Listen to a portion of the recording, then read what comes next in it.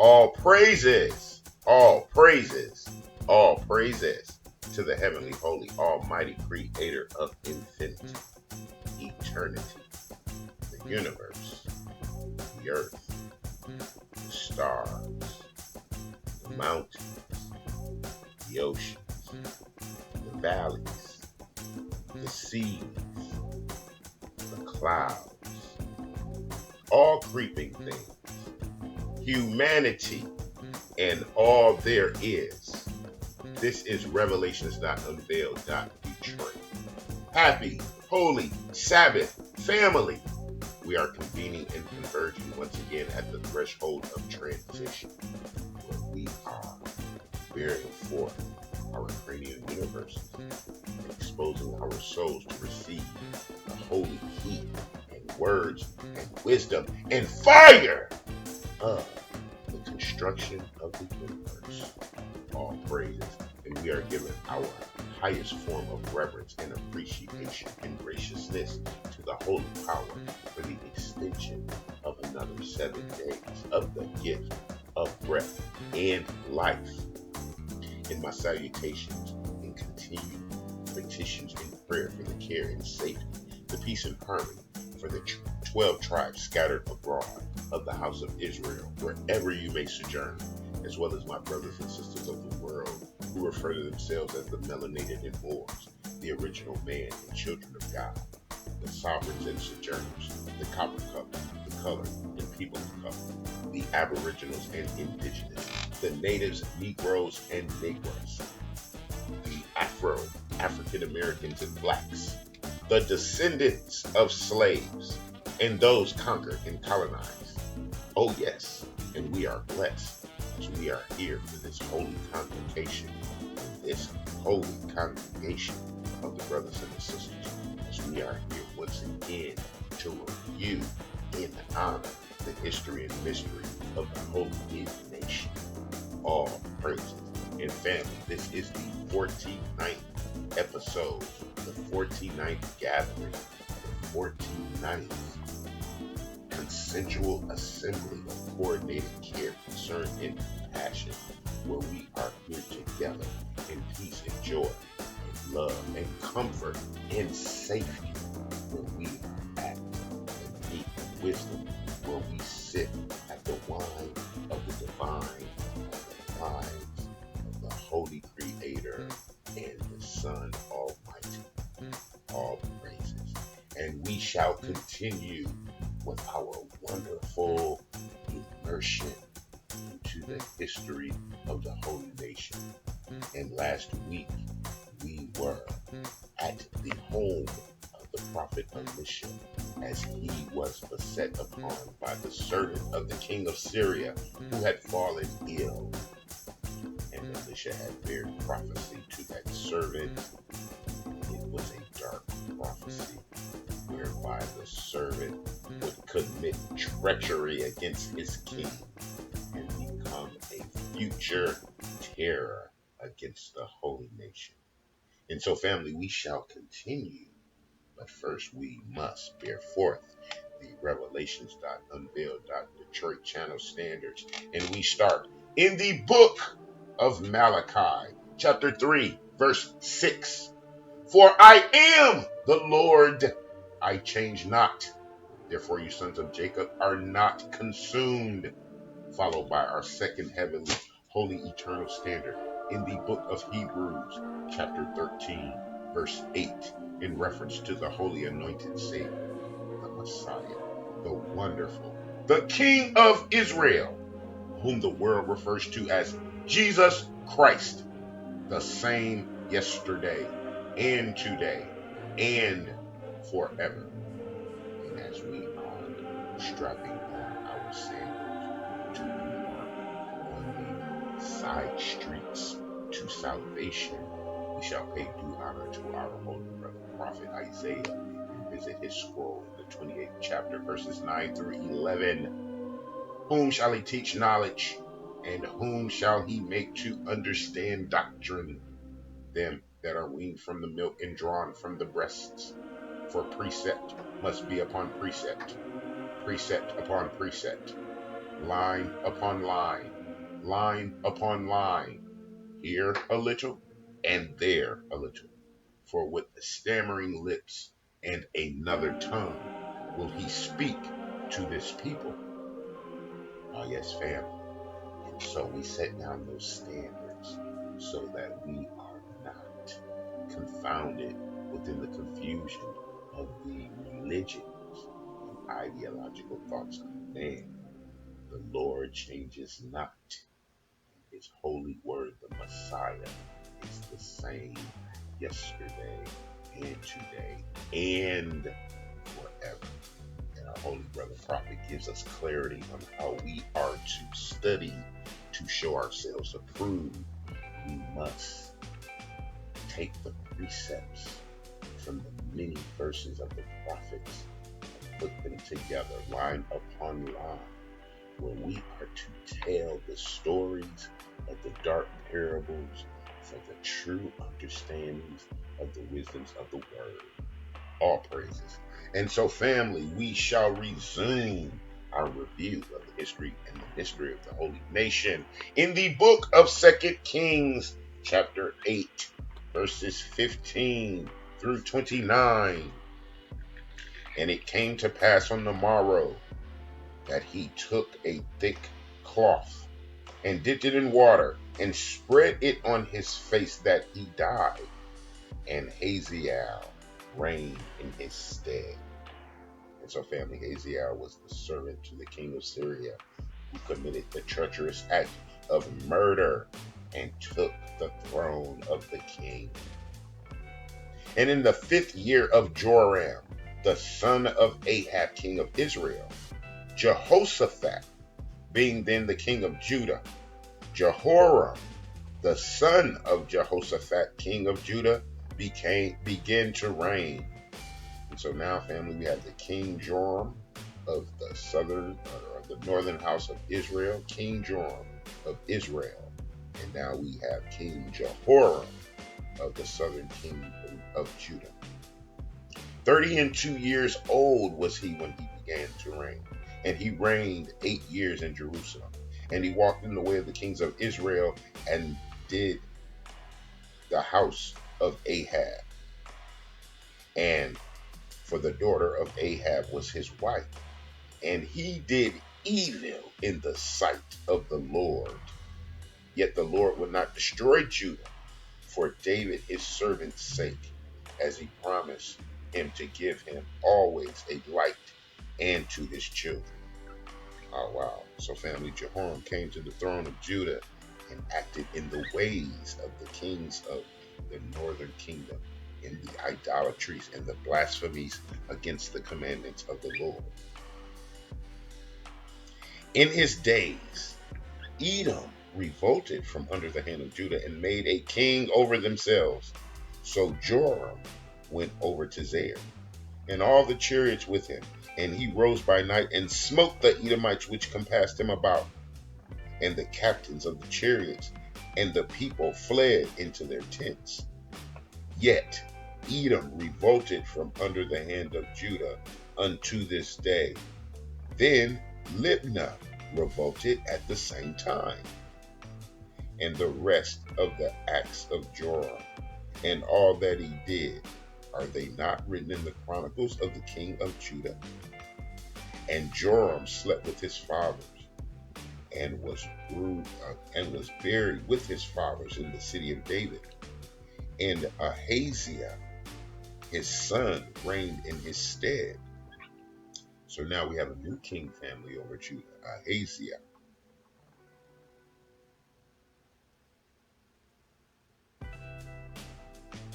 In the 12th year of Joram, king of Ahab, king of Israel, did Ahaziah the son of Jehoram, king of Judah, begin to reign.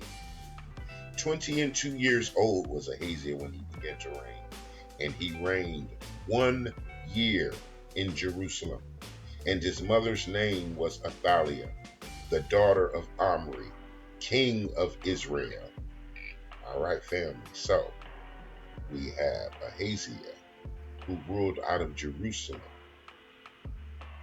and he was the son of Jehoram, who was the king of Judah.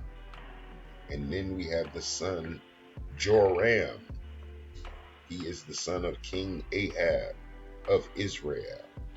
All right, family, we got to stay in touch with these kings. We got two train lines, per se, running. The southern kingdom of kings of Judah and the northern kingdom kings of Israel. And he went with Joram, the son of Ahab, to the war against Hazael, king of Syria, and Ramoth Gilead. And the Syrians wounded Joram. So the two kingdoms went to battle together against the Syrians, and Joram was wounded. And King Joram went back to be healed in Jezreel of the wounds which the Syrians had given him at Ramah, when he fought against Hazael, king of Syria. And Ahaziah, the son of Jehoram, king of Judah, went down to see Joram, king of Ahab, in Jezreel, because he was sick. Family, we shall continue and find out what is to become of King Joram, who received wounds in war by the hand of the king of Syria. So at this time, the two kingdoms are in league together. The 12 tribes, the consolidated nation, are together. But the king of the northern tribes is wounded, and his brother, the king of the southern kingdom, is now going to visit to find out what is to become of his throne. All praise. Yes, family. And as we have now refreshed ourselves in the history and the remembrance of our forefathers, our forebrothers, sisters, aunts, and uncles, we have now donned the armor of salvation, where we now steady our hips and square our shoulders and dip our head and get ready for the spiritual battle down the hallway of hell through the arrows of affliction, alienation, and avarice, through these daggers and darts as we dodge and block against our pride, arrogance, and dignity, through these javelins and these jabs, as we withstand these punches and pains and pounds and piercings, as we are punctured all the way from the pineal to the pituitary. And now we get ready to embark into the excellence and expansion and extension upon the expressway of eternity, as we dwell into the book of Ecclesiasticus, chapter 41, verse 1. O death, how bitter is the remembrance of you to a man that lives at rest in his possessions, unto the man that has nothing to vex him, and that has prosperity in all things. Yeah, unto him that is yet able to receive meat.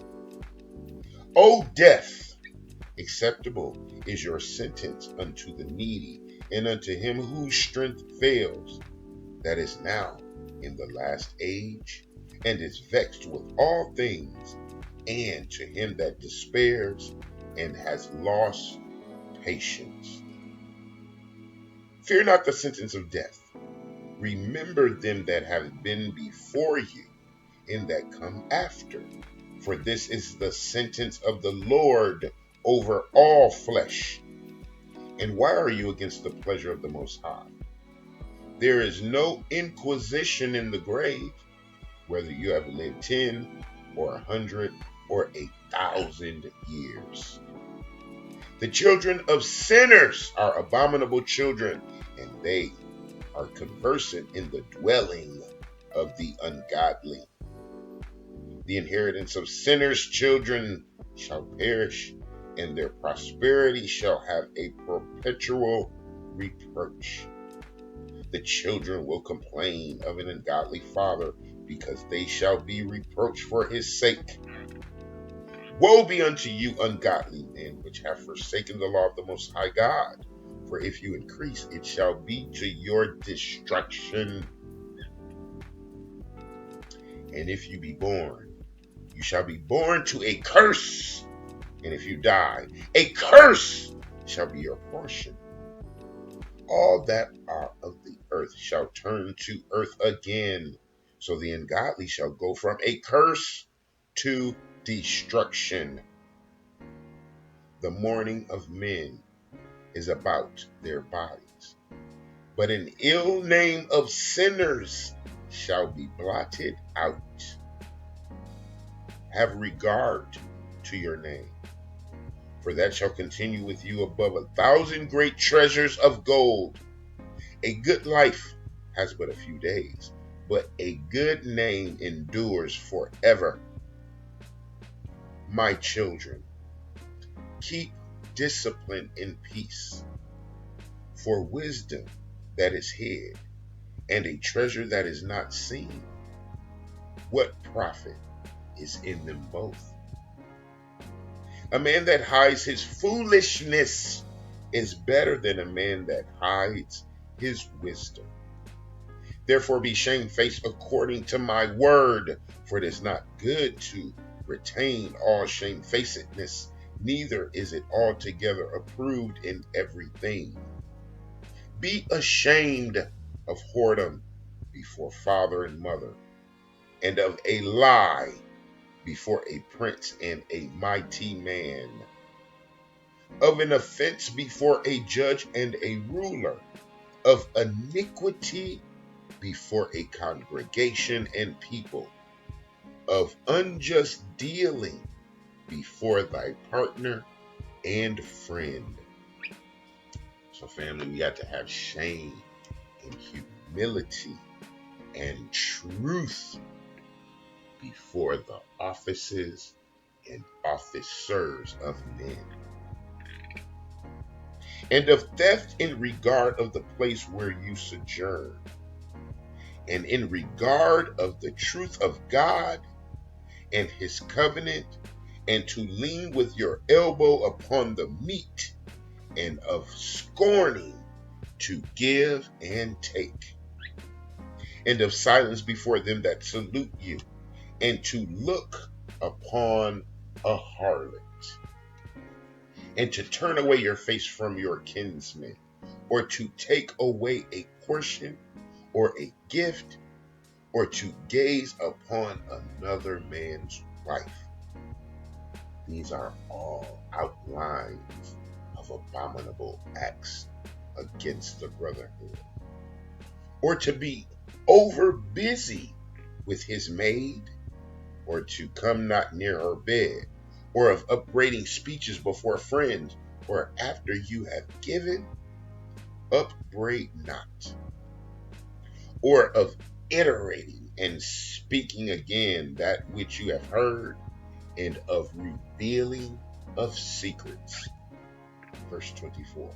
So shall you be truly shamefaced and find favor above all men. All praises. And that was the excellence of the Ecclesiasticus expressions. And we are to have respect.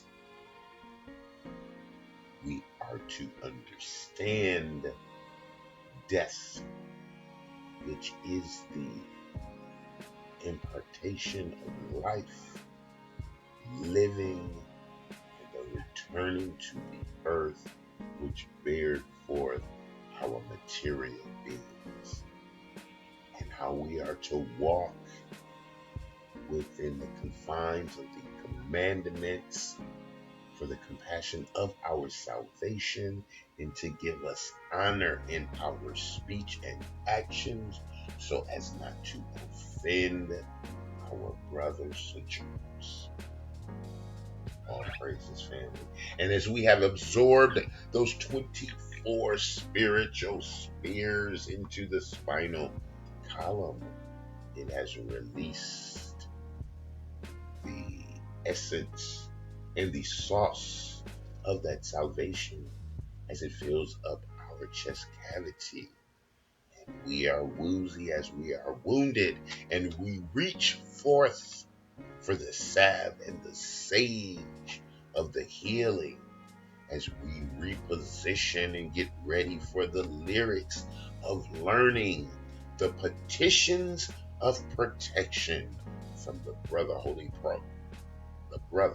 Holy Prophet King David, the apple of the Lord's eye, as we visit the songs of the Psalms, chapter 40, verse 1. To the chief musician, a psalm of David. I waited patiently for the Lord, and he inclined unto me and heard my cry. He brought me up also out of an horrible pit, out of a miry clay, and set my feet upon a rock, and established my goings. And he has put a new song in my mouth, even praise unto our God. Many shall see it and fear, and shall trust in the Lord.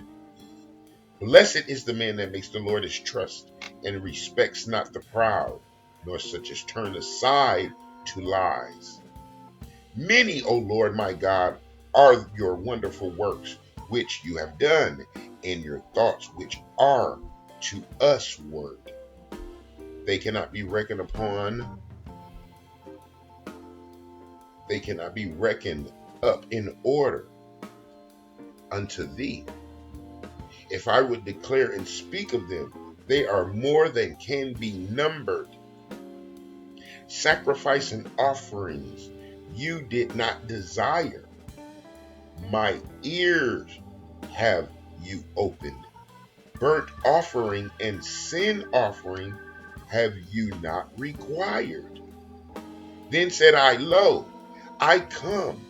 In the volume of the book it is written of me. I delight to do your will, O my God. Yeah, thy law is written in my heart. I have preached righteousness in the great congregation. Lo, I have not refrained my lips, O Lord. You know. I have not hid my righteousness within my heart. I have declared your faithfulness and your salvation. I have not concealed your loving kindness and your truth from the great congregation. Withhold not you your tender mercies from me, O Lord. Let your loving kindness and your truth continually preserve me, for innumerable evils have compassed me about. My iniquities have taken hold upon me, so that I am not able to look up. They are more than the hairs of my head. Therefore my heart fails me. Be pleased, O Lord, to deliver me. O Lord, make haste to help me. Let them be ashamed and confounded together that seek after my soul to destroy it. Let them be driven backward and put to shame that wish to do me evil. Let them be desolate for a reward of their shame that say unto me, Aha, aha. Let all those that seek you rejoice and be glad in you. Let such as love your salvation say continually, the Lord be magnified. Verse 17. But I am poor and needy, yet the Lord thinks upon me. You art my help and deliverer. Make no tarrying, make no wait. Oh my God.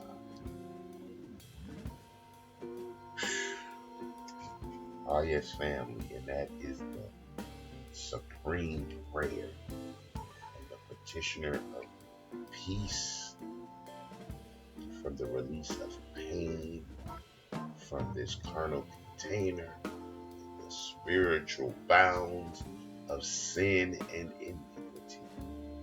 All praises. And happy holy Sabbath, family.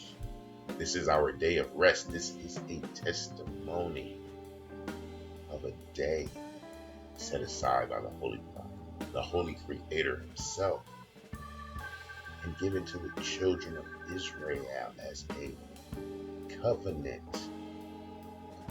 of rest, a covenant of remembrance, a covenant of education and edification, and spiritual expansion of the Holy Nation. And family, as we continue with our wonderful assembly and congregation in the growth of wisdom and history, our light begins to grow and glow and show to those that we are in association with within the society. And this is our continuing endeavor, our durability and determination for our soul salvation, as we continue to refine and define our walks on the path of righteousness given to us as an example by the holy anointed Messiah, the wonderful, the Savior, the King of Israel, whom the word refers to as Jesus Christ, who is the Word of the Holy Power made flesh. The same word written on stone by the Holy Power's own finger and given to brother prophet Moses to present to the nation, the true church, the 12 tribes of Israel, as a holy covenant to observe and to do, so that we may be regarded as worthy to enter into the 12 gates of the kingdom of heaven on earth. Let it be done, so be it. And family, as we continue to sojourn amongst these confines and captivities on these continents of confusion, within the boldness and the badness of Babylon, continuous petitions for your harmony and your peace as we continue to endure and persevere, so that we may overcome and be right, righteous, and ready for the return of the Holy King, for the millennial reign and the millennial kingdom. Happy Holy Sabbath. This is the Sabbath Wisdom Series, chapter 49. And until we are together again, I love you. I love you. I love you. This is Revelations.Unveiled. Detroit.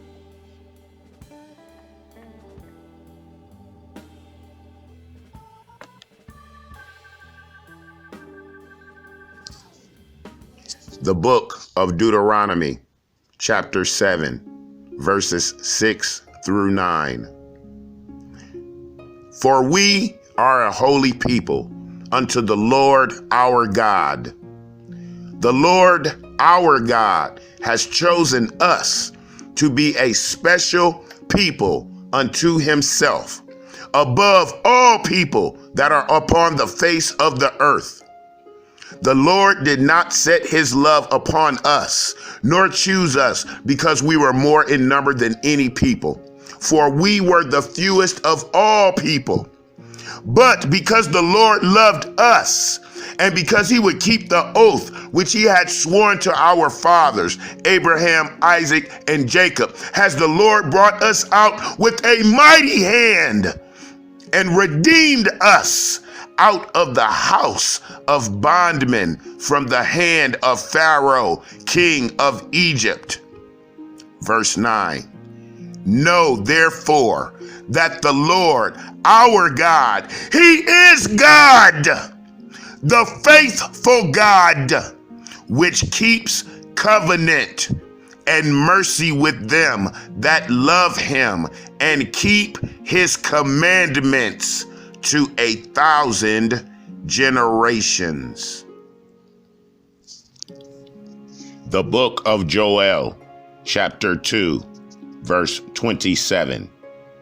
And you shall know that I am in the midst of Israel, and that I am the Lord your God, and none else, and my people shall never be ashamed. And to the scattered tribes, here is your promise of comfort. Book of John, chapter 3, verses 14 through 17, into Isaiah, chapter 45, verse 17. And as Moses lifted up the serpent in the wilderness, even so must the Son of Man be lifted up, that whosoever believeth in him should not perish, but have eternal life. For God so loved the world that he gave his only begotten Son, that whosoever believeth in him should not perish, but have everlasting life. Verse 17, for God sent not his Son into the world to condemn the world, but that the world through him might be saved. Isaiah 45:17. But Israel shall be saved in the Lord with an everlasting salvation. You shall not be ashamed nor confounded. World without end.